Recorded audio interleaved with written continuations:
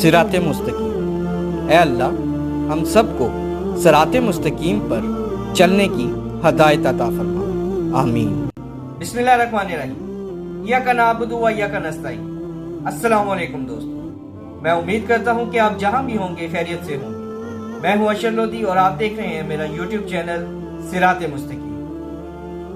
دوستو، آج ہم جس ویڈیو پہ ریئیکٹ کریں گے وہ ہے حضرت شیش علیہ السلام کی زندگی کے بارے میں۔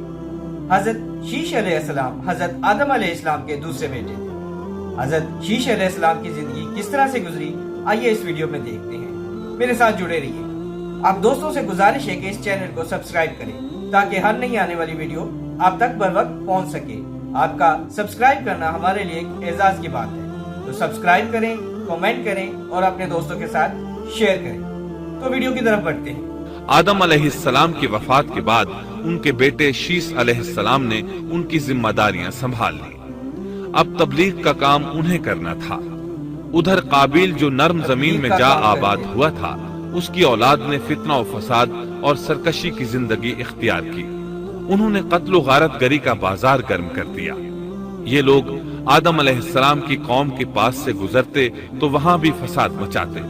ابن عباس رضی اللہ عنہما سورۃ الاحزاب آیت 33 کی تفسیر کرتے ہوئے فرماتے ہیں، پرانے زمانے کی جاہلیت کی طرح اپنے بناؤ کا اظہار نہ کیا کرو۔ اس وقت دو نسلیں آباد تھیں، ایک پہاڑ پر اور دوسری نرم زمین پر۔ پہاڑوں کے مرد خوش شکل تھے، عورتیں سیاہ فام تھیں، جبکہ زمین والوں کی عورتیں خوبصورت تھیں اور مردوں کے رنگ سانولے تھے۔ اب ابلیس نے اپنا کام شروع کیا۔ وہ انسانی شکل میں نرم زمین والوں کے پاس آیا اور ایک شخص کا غلام بن کر رہنے لگا۔ پھر اس نے بانسری شکل کی ایک چیز ایجاد کی اور اس کو بجانے لگا۔ لوگ اس آواز پر لٹو ہو گئے، اس کے گرد بھیڑ لگا کر سننے لگے۔ پھر ایک دن میلے کا مقرر ہو گیا، اس میں ہزارہا مرد اور عورتیں جمع ہونے لگے۔ اتفاق سے وہاں ایک دن ایک پہاڑی آدمی بھی آ گیا۔ اس نے میدانی عورتوں کے حسن و جمال کو دیکھا۔ اس نے اپنے قبیلے والوں سے ان کے حسن و جمال کا ذکر کیا۔ اب وہاں کے لوگ کثرت سے میدانی علاقے میں آنے لگے۔ اس طرح آہستہ آہستہ مردوں اور عورتوں میں اختلاط بڑھا، بدکاری اور زناکاری عام ہوئی، جبکہ یہ سب کام شیش علیہ السلام کی شریعت میں حرام تھے۔ یہ سب بیان کرنے کے بعد ابن عباس رضی اللہ عنہما کہتے ہیں، اللہ تعالیٰ کے قول وَلَا تَبَرَّجْنَ تَبَرُّجَ الْجَاهِلِيَّةِ الْأُولَى کی یہی تفسیر ہے، اور قدیم جاہلیت سے یہی مراد ہے، کیونکہ ان لوگوں نے زمین میں ایک عظیم فساد اور انتشار برپا کر رکھا تھا۔ شیش علیہ السلام اپنی قوم کے لوگوں کو سمجھاتے رہے کہ وہ ان شریر اور فسادی لوگوں کے ساتھ میل جول نہ رکھیں، لیکن شیطان مسلسل انہیں ورغلاتا رہا، یہاں تک کہ شیش علیہ السلام کے ساتھ بہت تھوڑے لوگ رہ گئے اور قابیل کی قوم میں بہت اضافہ ہو گیا۔ لوگ یوں ہی زندگی بسر کرتے رہے، یہاں تک کہ اللہ تعالیٰ نے ان میں ادریس علیہ السلام کو مبعوث فرمایا۔ اس بار ہم آپ کے لیے پیش کر رہے ہیں قصص الانبیاء۔ انسان کی فطرت میں کہانی یا قصص سے دلچسپی روز اول ہی سے پائی جاتی ہے۔ قصص کا لفظ عام طور پر کہانی یا داستان کے لیے استعمال ہوتا ہے، لیکن قرآن مجید میں انبیاء کے جو قصے بیان کیے گئے ہیں ان کی غرض و غایت کچھ اور ہی ہے۔ اللہ تعالیٰ نے انسانیت کا آغاز فرماتے ہی انبیاء کا سلسلہ شروع فرمایا۔ انبیاء اور رسول پے در پے آتے رہے۔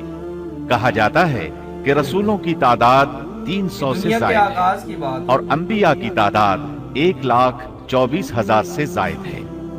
گویا اللہ تعالیٰ نے بنی نوع انسان کو سیدھا راستہ دکھانے کے لیے اتنی بڑی تعداد میں انبیاء اور رسول مبعوث فرمائے۔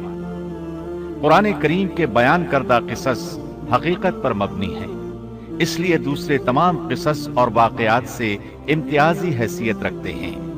ان کا تعلق خیالات اور ذہنوں سے گھڑی ہوئی باتوں سے نہیں، بلکہ وہ زمین پر واقع ہو چکے انسانوں نے اپنی زندگی کے مختلف ادوار میں ان کا مشاہدہ کیا اور پھر یہ واقعات اس لحاظ سے بھی منفرد ہیں کہ عبرت کا باعث ہیں۔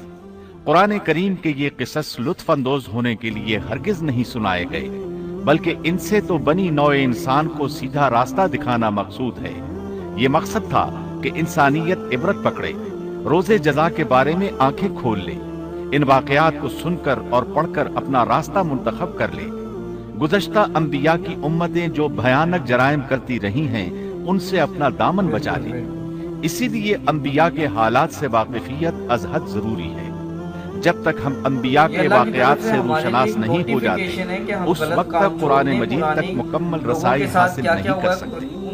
کتنی بار سیدنا آدم علیہ السلام کا قصہ بیان ہوا، کتنی مرتبہ نوح علیہ السلام کا تذکرہ ہوا، اسی طرح موسیٰ علیہ السلام اور بنی اسرائیل کا ذکر آیا، فرعون کا واقعہ بیان ہوا۔ موسیٰ علیہ السلام اور فرعون کا ذکر تو قریب 70 مقامات پر آیا ہے، اور مسلسل قصہ بیان ہوتا رہتا ہے۔ کتنی سورتوں کا نام انبیاء کے ناموں سے منسوب ہے۔ لہٰذا جو شخص ان قصص سے لا علم ہے، وہ قرآن کے ایک بڑے حصے سے محروم ہے۔ ان واقعات سے رہنمائی حاصل کرنے سے ایک مقصد یہ بھی ہے کہ دعوت اللہ کا راستہ معلوم ہو جائے، لوگوں کو اللہ کی طرف بلانے کا ڈھنگ ہمیں آ جائے۔ اللہ کرے ہم بھی ان لوگوں میں شامل ہو جائیں جو اللہ کی طرف دعوت دیتے ہیں، ہم بھی نیکی کا حکم کرنے اور برائی سے روکنے والے بن جائیں۔ امر بالمعروف اور نہی عن المنکر کے صحیح راستے پر چلنا اس وقت تک ممکن نہیں جب تک کہ ہمارے سامنے کوئی ایسا نمونہ موجود نہ ہو جس کے مطابق ہم اپنے آپ کو چلا سکیں۔ اور صاف ظاہر ہے سب سے عظیم اور بے مثال نمونہ نبی اکرم صلی اللہ علیہ وسلم کی مبارک شخصیت ہے، جیسا کہ اللہ تعالیٰ فرماتے ہیں، یقیناً تمہارے لیے رسول اللہ کی زندگی بہترین نمونہ ہے۔ رسول اکرم صلی اللہ علیہ وسلم کے بعد سب سے نمایاں مثال اور نمونہ باقی تمام انبیاء کرام ہیں، پھر صحابہ کرام اور صالح لوگ بھی نمونہ ہیں۔ انبیاء کرام کے واقعات قرآن کریم کے ذریعے ہم تک پہنچے ہیں۔ تو جی دوستو، آپ نے حضرت شیش علیہ السلام کی زندگی کے بارے میں سنا۔ قصص الانبیاء جو کتاب ہے، اس میں جتنے بھی انبیاء آئے ہیں اس دنیا میں، ان کی زندگی کے بارے میں لکھا گیا ہے، اور ایک طرح سے یہ ایک بالکل حقیقت ہے جو ان کی زندگی، کیونکہ یہ واقعات جتنے بھی ہیں یہ قرآن پاک سے لیے گئے ہیں۔ تو ان پہ یہ پڑھنا، ان کی زندگی کے بارے میں پڑھنا، ان کی قوموں کے اوپر کس طرح سے عذاب آئے، وہ کیا کرتی تھیں، کس طرح سے گمراہی پہ چلی جاتی تھیں، تو یہ ہم بینگ اے مسلم ضرور پڑھنے چاہیے اور ان سے ہدایت لینی چاہیے، کیونکہ اللہ تعالیٰ نے یہ ایک ہمارے لیے ایک نوٹیفیکیشن ہے، ایک قسم کا، ایک آپ یہ کہہ سکتے ہیں کہ انہوں نے اللہ تعالیٰ نے ایک پہلے سے ہی سارا کچھ ترتیب دیا ہوا ہے کہ انسان جس طرح کی بھی غلطیاں کرتے ہیں وہ باز آ جائے، کیونکہ ان سے پہلے جتنی بھی قومیں تھیں ان کے ساتھ ان کے اوپر بہت عذاب آئے اللہ تعالیٰ کے۔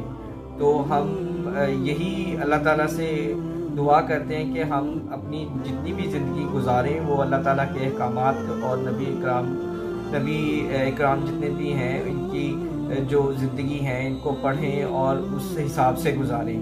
تو اب اس ویڈیو کا اختتام کرتے ہیں۔ آپ دوستوں سے گزارش ہے کہ اس چینل کو سبسکرائب کریں، اور میں امید کرتا ہوں کہ آپ جہاں بھی رہیں گے خیریت سے رہیں گے۔ السلام علیکم۔